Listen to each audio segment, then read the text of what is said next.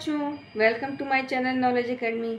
आज हम पढ़ेंगे क्लास 5th का एसएसटी का lesson 10 grassland, the story of the cowboys. The cowboys of west America date back to 2 centuries. जो cowboys हैं वो वेस्ट अमेरिका के 200 साल पहले की कहानियाँ रहते थे, मतलब 200 साल पहले की काउबॉयज़ रहते थे। They are hard working, spirited and courageous horsemen who look after the ranches. Ranches means a large farm, मतलब बड़े खेत। वे जो थे ना वो हार्ड वर्किंग और उत्साही साहसी हॉर्समैन थे, मतलब घोड़े पे सवारी करने वाले थे जो बड़े खेतों की देखभाल करते थे। Their works involves driving cattle to different pastures for grazing. उनका काम क्या था?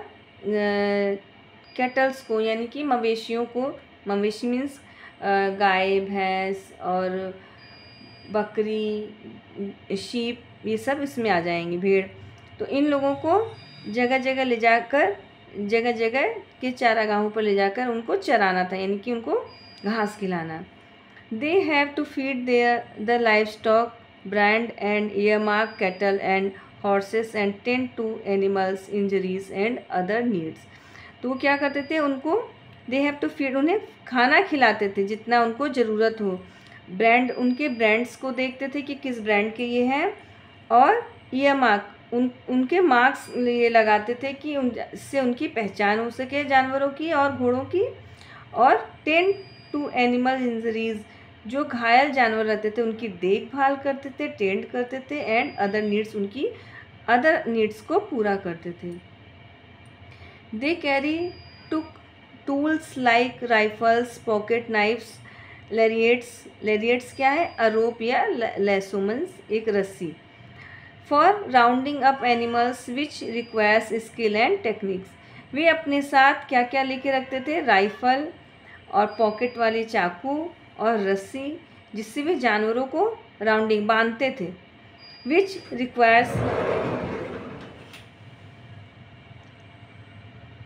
स्किल एंड टेक्निक्स, जिसके लिए उन्हें स्किल और टेक्निक्स की आवश्यकता होती थी। देयर ड्रेस इज यूनिक, उनकी जो ड्रेस होती थी वो एकदम यूनिक होती थी। They wear a high crown brim had to protect them from the sun's glare. वो जो पहनते थे, वो क्या पहनते थे? They wear a high crown brim hat, वो किनारे से मुड़ा हुआ टोपी पहनते थे जो उन्हें सन की रोशनी से बचाता था। और एक वंदना हैंडकरचीफ, यानी कि रंग बिरंगे रुमाल, अराउंड देयर नेक, अपने गले में बांधते थे। टू कवर देयर माउथ, जिससे वे अपने माउथ और नोज़ को कवर कर सकते थे, किससे? धूल से बचाने के लिए। And high heeled boots with a spur to steer the horse, और हाई हील के बूट्स पहनते थे स्पूर के साथ, स्पूर जिससे वो हॉर्स को स्टीर कर सकते थे, यानी नियंत्रित कर सकते थे। बूट में पीछे एड़ी की तरफ कुछ नुकीला सा निकला रहता है, जिससे वो हॉर्स को जब चलाते हैं अपने पैरों को तो मारते हैं, जिससे वो हॉर्स को नियंत्रित करते हैं। They also wear jeans with a shirt and a vest over it, और वे जीन्स, शर्ट और एक वेस्ट भी पहनते थे। The cowboys have dominated American folk stories, cowboys जो है अमेरिका की फोक स्टोरीज में डोमिनेटेड है, मीन्स कि इनकी कहानियाँ बहुत सारी हैं नॉर्थ अमेरिका की फोक स्टोरीज़ में। Texas is known as the cowboy capital of the world, दुनिया के राजधानी में टेक्सास को काउबॉय की राजधानी माना जाता है दुनिया की।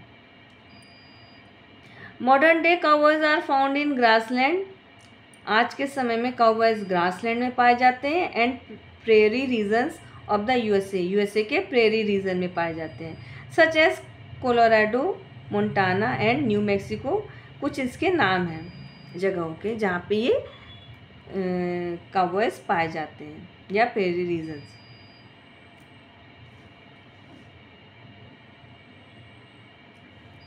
Grassland of the world,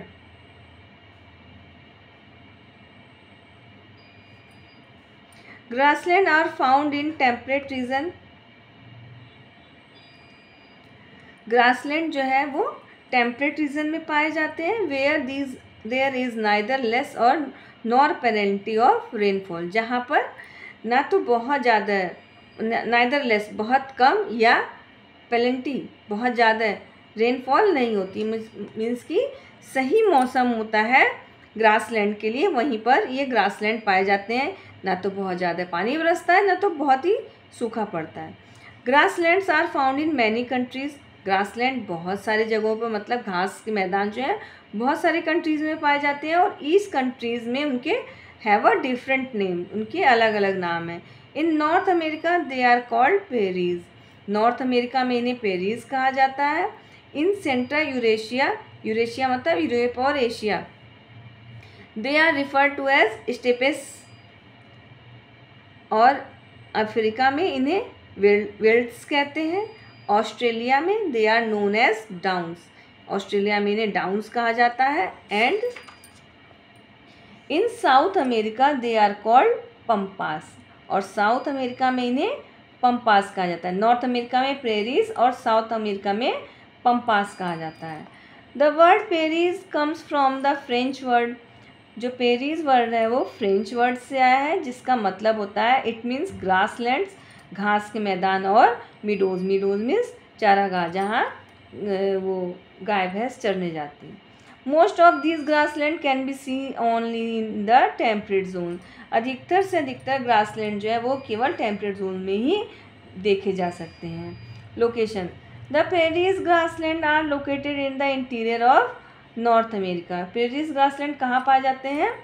north America interior में। एंड लाई, और कहाँ पड़ते हैं? Between the tropic of Cancer and the Arctic Circle. ये ट्रॉपिक ऑफ कैंसर और आर्कटिक सर्कल के बीच में पड़ते हैं।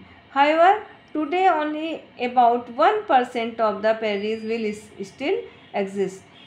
आज के समय में केवल 1% पेरीज जो है वो एग्जिस्ट कर रही है। यहाँ सिर्फ पेरीज जो है 1% बचे हुए हैं। The prairies are triangular in shape and cover an area of nearly 1.4 million square miles. Prairies जो है वो ट्रायंगुलर शेप में है और कितने एरिया को कवर की हुई है? लगभग 1.4 million square miles. They start from Canada, Canada से स्टार्ट होती है। इन द नॉर्थ में कनाडा से स्टार्ट होती है और उसका एंड होता है एट द साउथ में Mexico. Rocky Mountains are located to the west of the prairies. Rocky areas जो है वो इसके वेस्ट में, पेरी के वेस्ट में लोकेटेड है। और रिवर ओहियो और Great Lakes are located towards the east. और इसके ईस्ट में क्या है? पेरीज के ईस्ट में क्या है?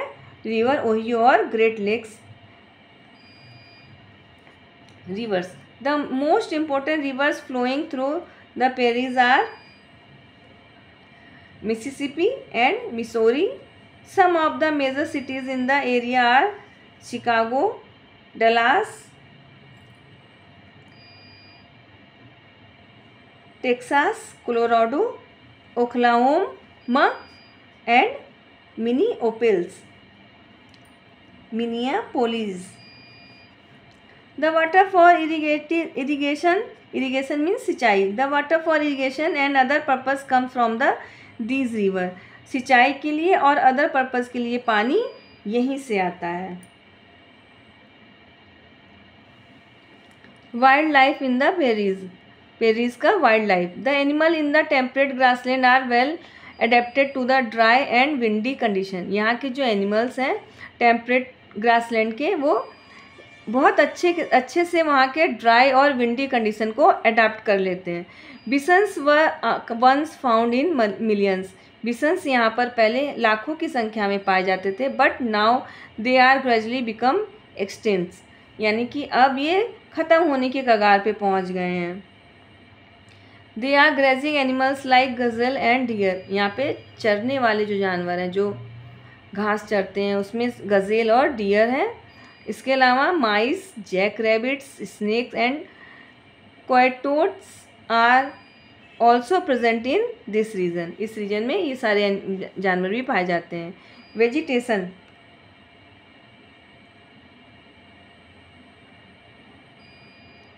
Grassland are generally open and flat lands with shorter grasses. Grassland में अधिकतर जो है जनरली ओपन खुले हुए और फ्लैट मैदान है जिसमें छोटी छोटी घासें होती हैं।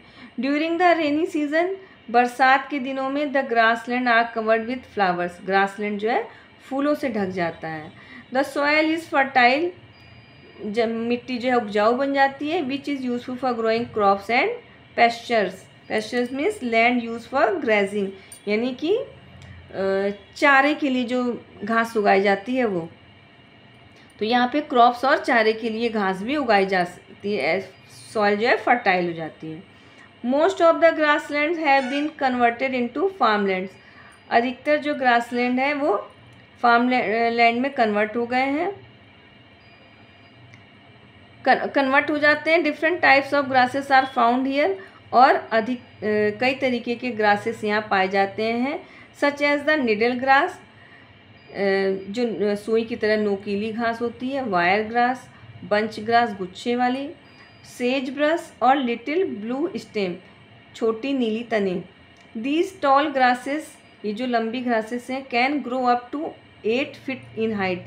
ये घास जो है बढ़ते बढ़ते कितनी ऊंची हो जाती हैं? लगभग 8 फीट ऊंची हो जाती है हाइट में। Crops, prairies are known as the wheat basket of the world. Prairies को गेहूं का कटोरा के रूप टोकरी के रूप में पूरी दुनिया में जाना जाता है। In the central and northern prairies, central और नॉर्दर्न पेरीज में wheat is grown in large quantities, बहुत बड़ी मात्रा में गेहूं उगता है। And this is why prairies are called so, इसलिए इस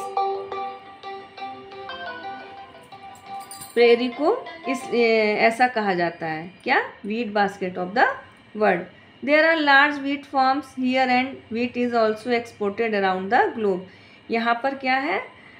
बहुत बड़े बड़े खेत हैं गेहूं के, और गेहूं को यहाँ निर्यात भी किया जाता है, पूरी दुनिया में एक्सपोर्ट किया जाता है। Corn, soybean, barley, rye, oats and cotton are also grown here. यहाँ पे ये सब भी उगते हैं, मक्का, soybean, barley, rye, oats, cotton.